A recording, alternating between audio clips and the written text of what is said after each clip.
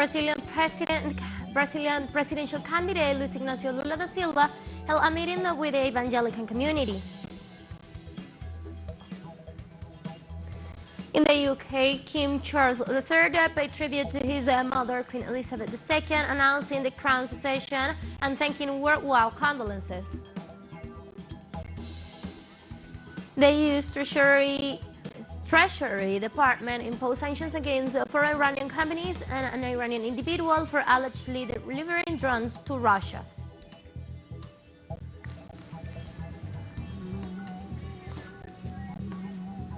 Hello, welcome to From the South. I'm Ana Marrero from the teleSUR headquarters in Caracas, Venezuela. We begin with the news. Stay with us.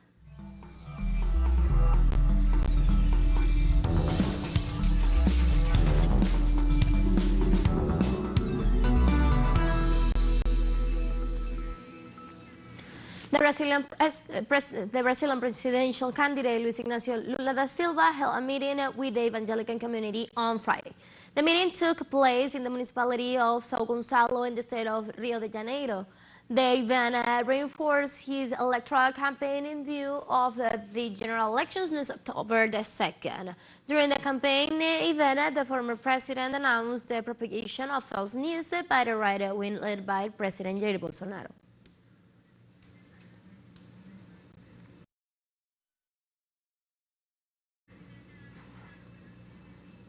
In Argentina, the legal defense of those affected by the case of the Venezuelan airplane asked the Federal Chamber of La Plata to authorize aircraft and its crew to leave the country. The lawyers of the Venezuelan and Iranian nationals held for 3 months in Argentina as the Federal Court of La Plata to lift all preventive measures. The court held on Thursday a hearing in which 2 of the Venezuelan crew members were present. The Boeing 747 aircraft belonging to the Venezuelan company Conviasa and its crew members have been banned from leaving the country in the framework of the case, in which none of them has been charged with any crime, but they are still under investigation at the request of the U.S.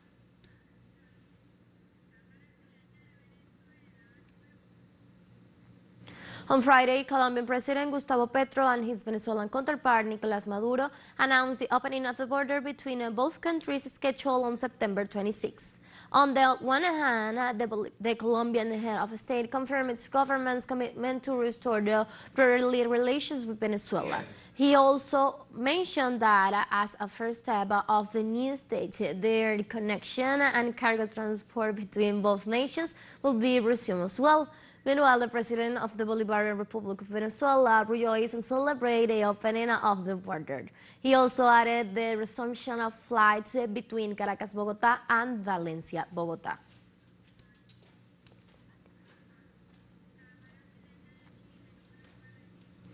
In Chile, the workers at the Escondida copper mine, the largest copper mine in the world, have started a 12-hour warner strike, which might be followed by a full strike should their demands fall into draft year.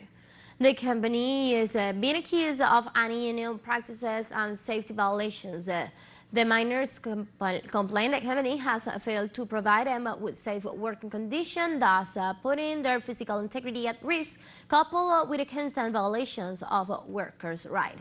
The Escondida copper mine, located in the Antofagasta region, northern Chile, is privately owned by 3 major foreign companies, Anglo-Australian BHP with over 55% of the shares, followed by Rio Tinto and Japanese IECO, and it is responsible for the production of some 1.1 million tons of copper per year.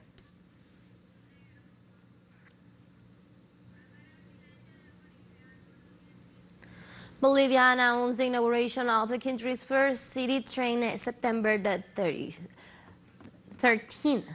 The news came as the country's president and railway and public workers authorities issued a public invitation through social media to the inauguration ceremony of the red and green lines of the Cochabamba Metropolitan Train. The ceremony will be held at the San Antonio Central Station at 10:30 local time. Cochabamba becomes the first Bolivian department to have a modern, safe, efficient, and environmentally friendly railway transportation system, providing quality service to the users. The train has a total capacity of 376 passengers, 6 seats. Surveillance cameras, internal radio telephones, information screen at stops, air conditioning, heating and Wi-Fi connection, and the price tag for this mega project was close to $445 million.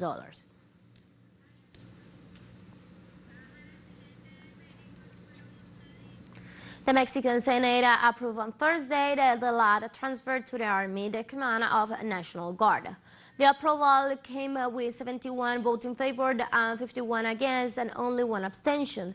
There are 4 laws relating to this body that will reform the handling of the National Guard, the Army and the Navy, as well as those legislations related to the promoting of the armed forces. The approval of the project aims at the institutional consolidation of the National Guard, established as a permanent personnel and disciplining police force that remains attached to the Secretariat of Security and the Citizens' Protection.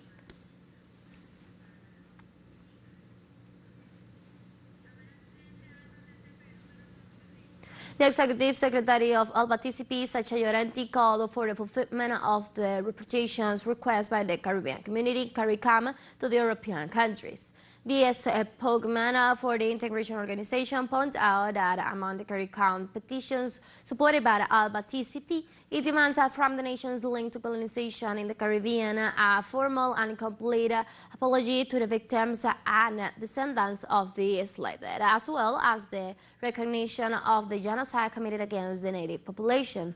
He also recalled that Alba TCP emerged as a response to the intentions of the U.S. to impose hegemony in the region in order to give continuity to centuries of foreign domination in Latin America and the Caribbean, as well as to extend its hegemony to the world.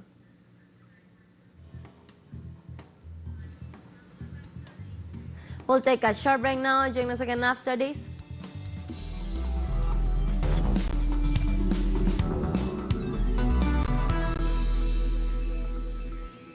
Welcome back to From the South. In his third national address, King Charles III paid tribute to his mother, Queen Elizabeth II, and thanked the people of the United Kingdom, as well as every country where the monarch was head of state, for their support and affection towards the royal family. I speak to you today with feelings of profound sorrow. Throughout her life, Her Majesty the Queen, my beloved mother, was an inspiration, an example to me and to all my family. And we owe her the most heartfelt debt any family could owe to their mother, for her love, affection, guidance, understanding, and example. Queen Elizabeth was a life well lived, a promise with destiny kept, and she is mourned most deeply in her passing. That promise of lifelong service I renew to you all today.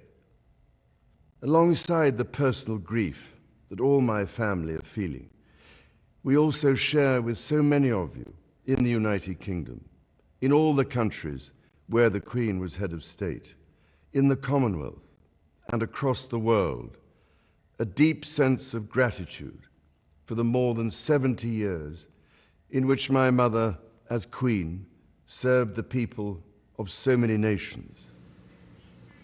Queen Elizabeth II died on Thursday at her Scottish summer residence, the Balmoral Palace. She was 96-year-old and the longest-serving British monarch. Her passing set in motion a carefully planned wake and funeral. On Friday, the new King Charles III and a Queen's consort, Camilla, returned to London while the Queen's coffin remains at Balmoral Palace.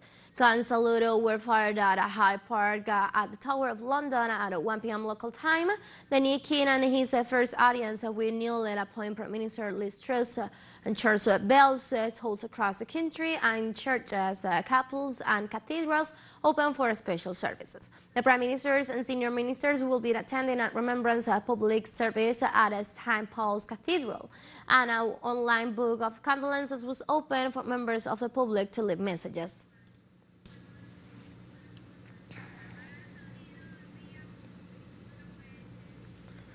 During a press conference, Barbados Prime Minister Mia Mottley refers to the historic role played by Queen Elizabeth II. Ability which she brought to the passage of the United Kingdom from that of an empire to one of the countries that is certainly a leading developed country of the world, but not an empire, reflects her ability to recognize that change was happening and that she could anchor that change through her commitment to duty, her stability, her reflection of the best values, and by ensuring at the same time a sense of fairness and openness that has allowed diversity to creep in every aspect of the culture of the United Kingdom. Barbados Prime Minister Mia Mottley also referred to the nation's interest with the International Monetary Fund, declaring that discussions and relations are to be resumed as these are very difficult and uncertain times. Those discussions, should they start and be successful, will probably make available to us in the vicinity the equivalent of about 130 million US, or what is the equivalent of 90% of quota. But more importantly, what it does is that it unlocks for us access to a new facility that the International Monetary Fund has established, largely as a result of our own urgings. It is not perfect in the way it has been designed and structured, but it is a long way from that which has anything else that exists for middle-income countries such as ourselves. The Russian President Vladimir Putin assured that Moscow plans to increase grain supplies to the poorest countries. The Russian head of state said during a meeting with the Security Council that Moscow will supply 30 million tons of grain to the needy countries by the end of the year. In this context, the president affirmed that the Russian producers of potassium fertilizers are ready to deliver them free of charge to the nations that need them the most as part of the international solidarity. The head of state also stated that Russia has done everything possible to ensure the exports of Ukrainian grain.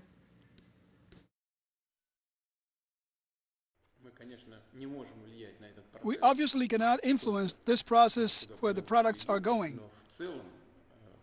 But in general, we think it is right to increase supplies to the poorest countries. By the end of the year 2022, we will export 30 million tons, and we're ready to expand this volume to export 50 million tons or more because, thanks God, we have a good harvest this year. teleSUR will dedicate its coverage of the Football World Cup Qatar 2022 to the figure of Diego Armando Maradona, who accompanied our crew in the last two World Cups. With a football start, we also turn our continent with the show Sur de Viajero. We want this tribute to have its own music. With that in mind, we invite you to write, compose a song for teleSUR's coverage of the Qatar 2022 Football World Cup. It must be an original song, never recorded before or published in any social media, and free of legal attachment. Record a song in any format, WAV, MP3, even with your cell phone, and send it as an attachment to comunicaciones@telesurtv.net with the following information: author's name, nationality, and the name of the song. The closing date of the call for entries is September the 10th, 2022. A jury of prestigious musicians and composers from the region will select the winning piece. The prize will be the recording of the song, a video clip, and a wide diffusion of the work. 1 week after the closing of the call, teleSUR will announce the results. And we have more news coming up after this final short break, so don't go away.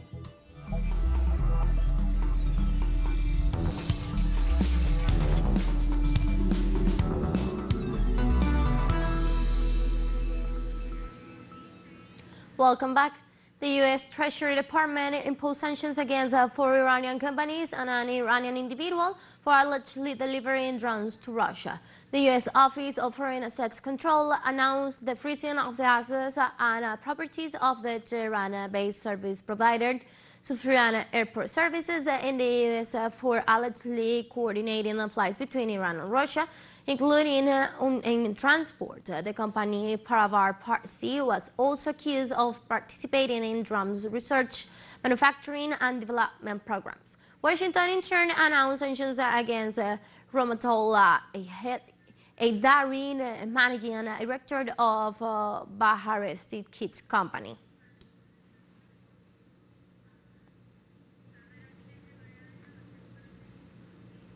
North Korea has a law declaring the country a nuclear weapon state. Such legislation will allow it to use its capabilities preventively in the event of threats or attack. In the framework of the approval of this decree allowed by the Supreme People's Assembly, the North Korean leader Kim Jong-un reaffirmed Pyongyang's intentions not to give up its nuclear arsenal. The leader accused the U.S. of managing a campaign of hostility and pressure aimed at stripping them of their weapons and breaking with the right to defend themselves. He stressed that his nation will not give up on its endeavors to defend its interests. Kim Jong-un assured that this new status is irreversible and that there will not be negotiations on the denuclearization of the part of North Korea.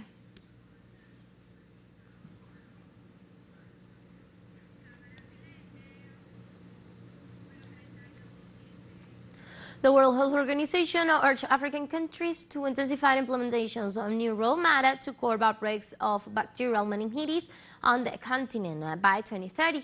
Meningitis is a dangerous inflammation of the membranes that surround the brain and spinal cords, mostly caused by bacterial or viral infections. The deadly disease has taken a heavy toll on people in sub-Saharan Africa, with an outbreak in 1996 infecting more than 200,000 people and killing over 25,000 in a matter of few months.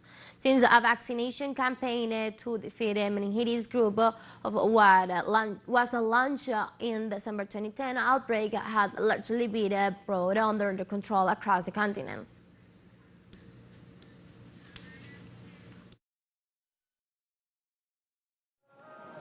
Major outbreaks caused by meningitis group C have been recorded in 7 of the African sub-Saharan meningitis belt countries in the past 9 years.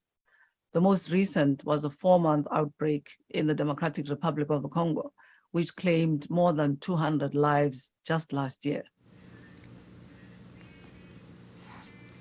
During the past decade, China has made great achievements in deepening cooperation with the international community on medical health. Deputy Director of the Department of International Affairs under the National Health Commission, He Hua, made the remark during a press briefing on the process of the Asian Union international cooperation and exchange in the health sector. The Deputy Director said his nation has already sent 28,000 medical experts to 73 countries and regions around the world since the first Chinese medical team was sent to Algeria in 1963, saving countless human lives.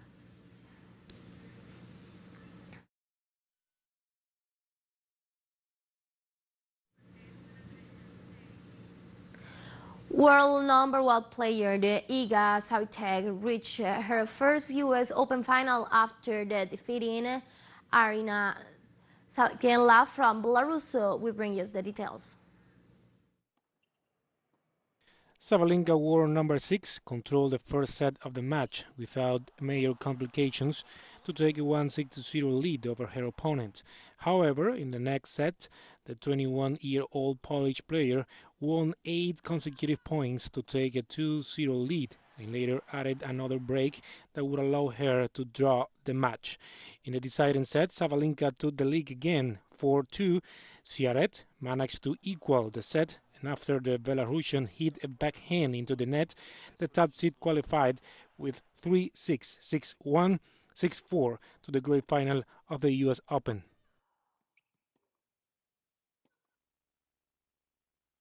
Ons Jabeur beat Caroline Garcia to also reach her first final in the Great Apple with a 6-1, 6-3 two-set victory in 1 hour and 6 minutes of match.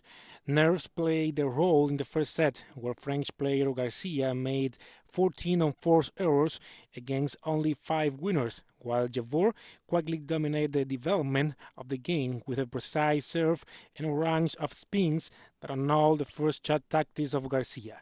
For the second and last set, the French player couldn't react to a Jabeur who wouldn't give up until she took the victory and got into the great final of the U.S. Open.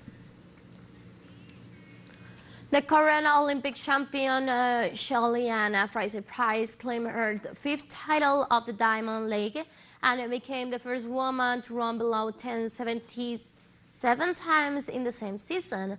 We'll bring you some more. And Jamaican Shelly-Ann Fraser-Pryce was crowned champion in the women's 100 meters competition of the Diamond League that took place in Zurich, Switzerland. The multiple Olympic champion clocked 10.65 seconds, the 11th fastest time in history.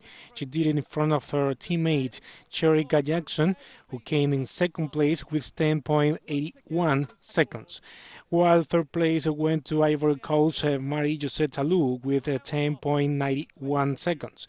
Fraser-Pryce said she has had an incredible year, in which she ran 7 times under 10.70 seconds in this race. teleSUR English continues to roll. It's in and outreach Europe, and you can order it from our cable dealer or tune it yourself. These parameters that you see on the screen are in place since July 1st, time question, but the changes will be implemented for the signal in the Middle East and Africa. Now, more than ever, the world connects to us and our stories are being heard all around the globe. This is multi-platform and will continue providing trustful content to oppose the Yemeni's media's narrative and our faithfulness to our audience.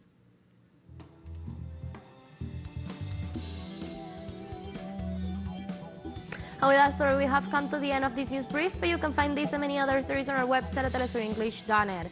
You can also join us on our socials. We're on Facebook, Twitter, down on Instagram as well. And now you can also follow us on our TikTok account as teleSUR English, in which you will be able to see news in different formats, news updates, and more. For teleSUR English, I'm from the South, I'm Ana Marrero, and thank you for watching.